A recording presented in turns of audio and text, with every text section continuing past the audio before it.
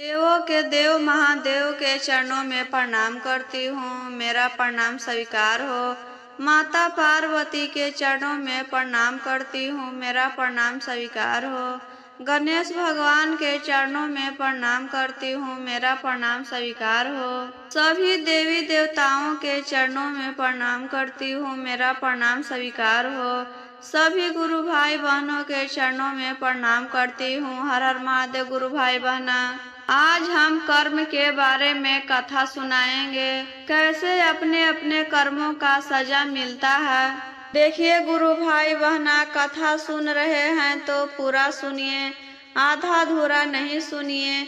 आधा अधूरा सुनने से शिव गुरु का अपमान होता है और पूरा सुनने से ज्ञान होता है, इसलिए जब भी सुनिए पूरा सुनिए। एक गांव में एक राजा साहब रहते थे। राजा साहब बहुत ही नेक, ईमानदार और दयालु थे। वह अपने घर के बगल में एक शिव जी के मंदिर बनवाते हैं। उस मंदिर में एक पुजारी को रखते हैं पूजा पाठ करने के लिए। पुजारी भी बहुत नेक दिल का था, ईमानदार था। वह पूजा पाठ करता, मंदिर के साफ सुथरा करता, हर दिन भजन कीर्तन करते रहता था मंदिर में। राजा साहब के एक लड़का था गुरु बहना। राजा साहब अपने बेटे के शादी कर देते हैं। पहला ही रात के दिन राजकुमार अपने रूम में जाता है सोने के लिए तो सो जाता है, लेकिन राजकुमारी को नींद नहीं आ रहा था। वह देखती है कि पलंग के सामने एक सोना के तलवार दीवार में लटकाया हुआ है। वह तलवार देखने के लिए निकालती है तो गलती से उसके हाथ से छूट जाता है और राजकुमार के गर्दन पर जाकर गिर जाता है। इसी के वजह से राजकुमार के मृत्यु हो जाता है। राजकुमारी सोचती है कि अब क्या करे। शादी के पहला ही दिन हम विधवा हो गए, सब लोग आएंगे तो हम क्या कहेंगे कि राजकुमार का सिर कैसे कटा, तो हम किसके बारे में कहेंगे और सच्चाई बता देंगे तो सब लोग हम पे विश्वास नहीं करेंगे कि गलती से हो गया है कि तुम जानबूझकर तलवार से मूड़ी काट दी हो। सुबह होता है गुरु बहना तो राजकुमारी देखती है मंदिर के बाहर एक तालाब था।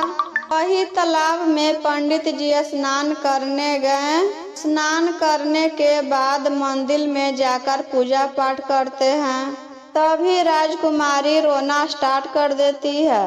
राजा साहब और सभी लोग वहां पर आते हैं कि क्या हुआ।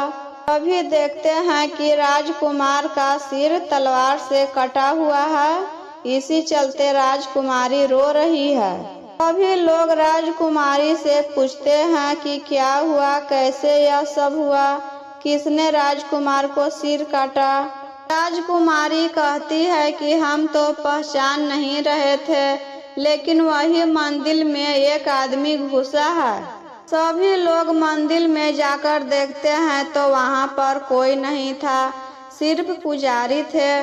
तो लोग कहते हैं कि पंडित जी ही राजकुमार का सिर काट दिए हैं, इसलिए पंडित जी को सजा मिलना चाहिए। लेकिन राजा साहब यह बात पर विश्वास नहीं कर रहे थे कि पंडित जी ऐसा काम कर सकते हैं। सभी लोग कहते हैं कि जब राजकुमारी देखी है कि यही मंदिर में घुसा है तो यह पंडित जी ही थे, इनको सजा तो मिलना ही चाहिए। सभी लोग को कहने पर राजा साहब पंडित जी को हाथ काट देते हैं। हाथ काटने के वजह से पंडित जी उस गांव को छोड़कर दूसरे जगह चल जाते हैं कि मेरा क्या गलती था, किस गलती के कारण यह मेरा हाथ कट गया। इसी के चलते वह इस गांव से छोड़कर चल जाते हैं। राजा साहब पर से उनका विश्वास उठ जाता है। पंडित जी सोचते हैं कि हमसे कोई ज्ञानी आदमी मिले कि हम उनसे पूछे कि मेरा यह हाथ क्यों कटा, हम तो कुछ गलती भी नहीं किए थे। तो पंडित जी पूछते पूछते एक गांव में जाते हैं। उस गांव में एक बहुत ही विद्वान ब्राह्मण रहते थे। वह पिछले जन्म का भी जानते थे कि पिछले जन्म में क्या हुआ।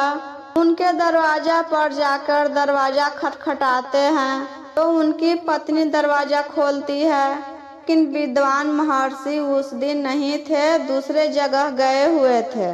दरवाजा खोलते ही उनकी पत्नी इतना बुरा भला बोल रही थी, विद्वान ब्राह्मण को पूरा गाली दे रही थी, कड़वी कड़वी बातें बोल रही थी।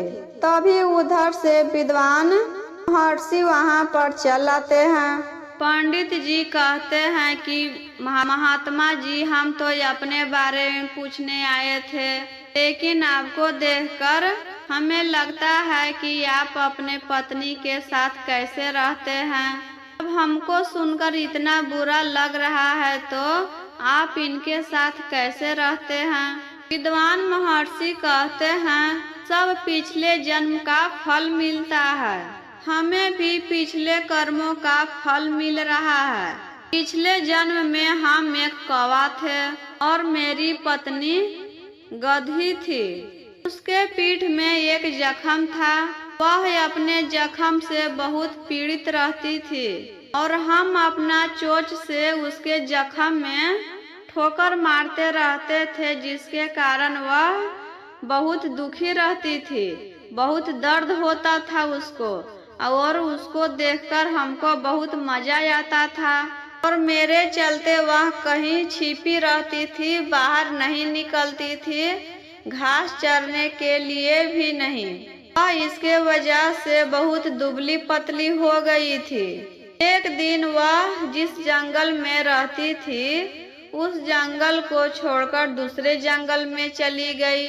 वहां पर उसको हरी भरी घास खाने के लिए मिला और चैन से रहने लगी, लेकिन हमको तो उसको कष्ट पहुंचाने में बहुत आनंद आता था, इसलिए हम उसको ढूंढते ढूंढते वही जंगल में चले गए जहां पर वह घास चर रही थी और फिर अपना चोंच से उसको जख्म को खुरेदने लगा।